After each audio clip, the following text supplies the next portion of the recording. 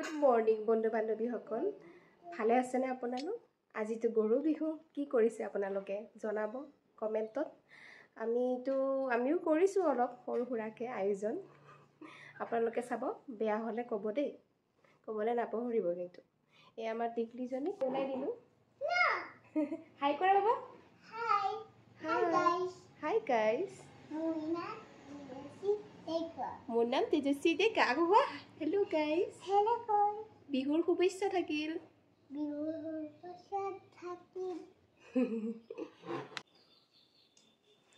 মই মানে চুলিটো শুকুৱাই নাই, মূৰটো ধুইছিলোঁ। কোৱা কি কোৱা, আপোনালোকৰ ভালনে? Hi guys. আপোনালোকৰ ভালনে? কোৱা আপোনালোকে ভালনে? এই কথাবিলাক কি হ'ব, আপোনালোকে চাই থাকিব। আমি আজি গৰু ধুৱাবলৈ যাম, কি কৰোঁ আপোনালোকে অকণমান চাই থাকিব। আৰু বিহু বাবা, গৰু বিহু আজি। গৰু বিহু বা তুমি জানা? জানা। তোৰ চোলা কোনে দিছে বাবা? পিপি দিছে। পিপি জেঠিয়ে দিছে। পিপি দিছে। এয়া গৰু ধুৱাবৰ কাৰণে প্ৰস্তুতি চলাই আছোঁ।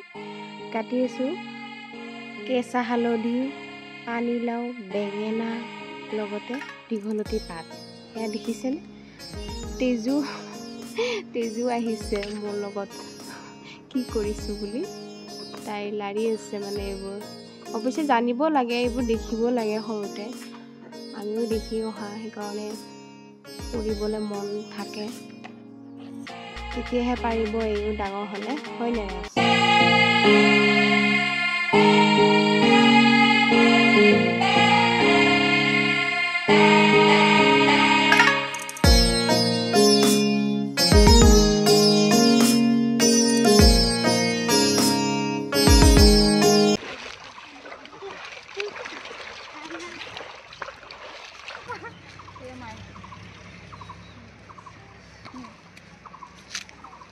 লাও খা, বেঙেনা খা, বছৰে বছৰে বাঢ়ি যা। মাৰে সৰু, বাপে সৰু, তই হবি বৰ গৰু। তুমি মাৰা গৰুটোক মাৰি দে। কোৱা লাও খা। লাও খা, বেঙেনা খা, লাও খা, দীঘলতি দীঘল পাত, গৰু কোবাও জাক জাক, মাৰে সৰু, বাপে সৰু, তই হবি বৰ গৰু। লাও খা, এইটো বেঙেনা খা, বছৰে বছৰে বাঢ়ি যা। বাবা খোৱা। এয়া আপোনালোকে চিনি পাইছেনে? এয়া বেতৰ গাছ, এয়া বিহ ঢেকীয়া, আৰু এয়া খেৰ, এয়া নৰসিংহৰ পাত, আৰু এয়া বৰবিলাহী গাছ, আৰু এয়া কটা বেতৰ গাছ আৰু টিভাগুৰিৰ গছ। এইবোৰেৰে আজি গৰু বিহুৰ দিনা কীট পতংগ নাশৰ কাৰণে এইটো জুই জ্বলাই ধুনীয়াকৈ ধোঁৱা দিয়া হয় চাৰিওফালে, যাতে ঘৰৰ ভিতৰতো দিয়া হয়, যাতে ইয়াৰ পৰা নেগেটিভ এনাৰ্জি দূৰ হয়।